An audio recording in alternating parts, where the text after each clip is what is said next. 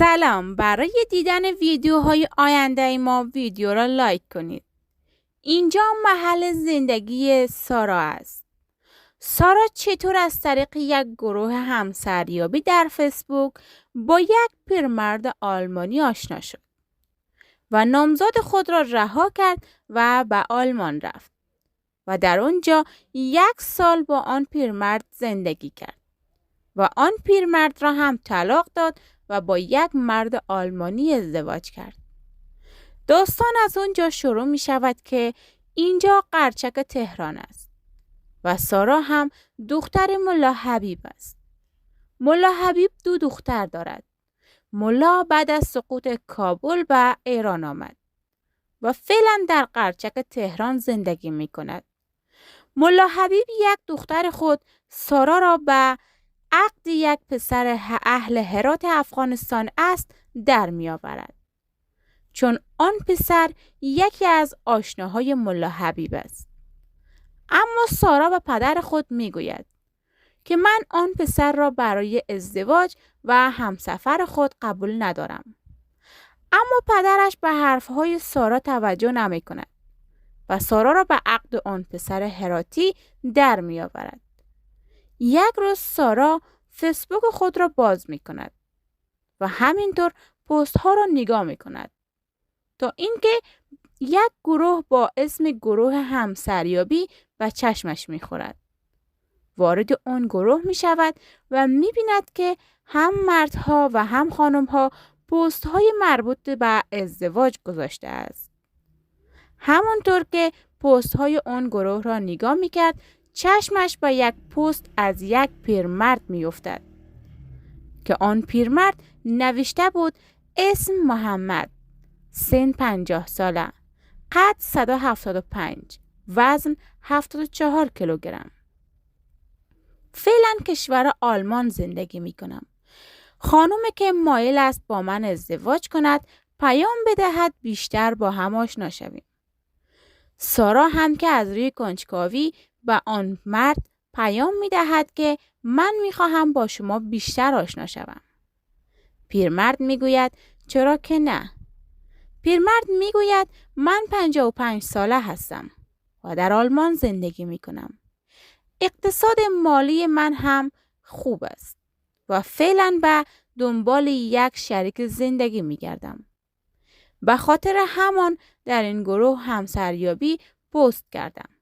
سارا می گوید اگر یک شخص پیدا شود که با شما ازدواج کند و آن خانم در آلمان نباشد و در ایران باشد، شما چطور اون خانم خود را به آلمان انتقال می دهید؟ پیرمرد می گوید که یا از طریق ویزا یا هم به هر روشی که ممکن باشد.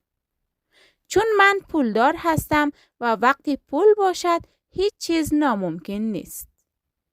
سارا پیش خود فکر می کند و در دل خود می گوید شاید این آخرین شانس من باشد که من بتوانم خود را به آلمان برسانم.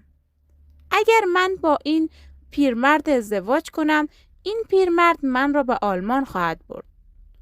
اما مشکل اصلی سارا نامزادش بود.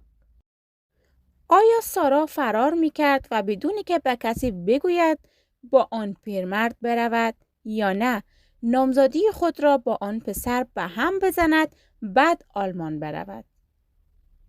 سارا پیش خود فکر می کند که اگر به پدر خود بگوید که نامزادیش را به آن پسر هراتی به هم بزند پدرش به هیچ عنوان قبول نخواهد کرد.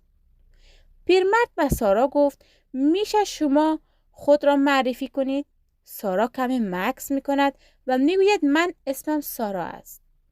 25 ساله هستم. فعلا تهران زندگی می کنم. تنها زندگی می کنم. کسی را ندارم. اگر من بخوام با شما ازدواج کنم شما چطور من را که در تهران زندگی می کنم و کسی را هم ندارم به آلمان می برید؟ چون من نه پاسپورت دارم نه هیچ چیز دیگر. پیرمرد می گوید اگر من و شما به توافق برسیم بالاخره من راهی پیدا می کنم، آنش مشکلی نیست. اگر شما پاسپورت ندارید اول نفر دارم که شما را تا ترکیه بیاورد، بعد هم به یونان و کم کم به آلمان. من نفرهای زیادی را از همین طریق به آلمان آوردم. سارا که فکر میکرد شانسش باهاش یار است و پیرمرد گفت فعلا کمی کار دارم، فردا شب با هم گپ میزنیم درباره همه چیز. پیرمرد گفت باشه سارا خانم، پس فعلا شب بخیر، خدا حافظ. فردا شب سارا وقت فیسبوک خود را باز می کند، می بیند که یک پیام از طرف پیرمرد به سارا آمده که سلام سارا خانم، خوبی؟ دوستان عزیز، اینکه پیرمرد از کدام راه سارا را به آلمان می برد و اینکه سارا چه نقشه‌ای به سر دارد و چطور با یک مرد آلمانی بعد ازدواج کرد، انشالله ادامه این داستان را در ویدیوهای بعدی پخش میکنم. چون حجم این ویدیو طولانی می شود و اینترنت ها هم ضعیف است و آپلود نمی شود. اگر علاقمند به ادامه این داستان هستید، کامنت کنید و ویدیو را 100% لایک کنید.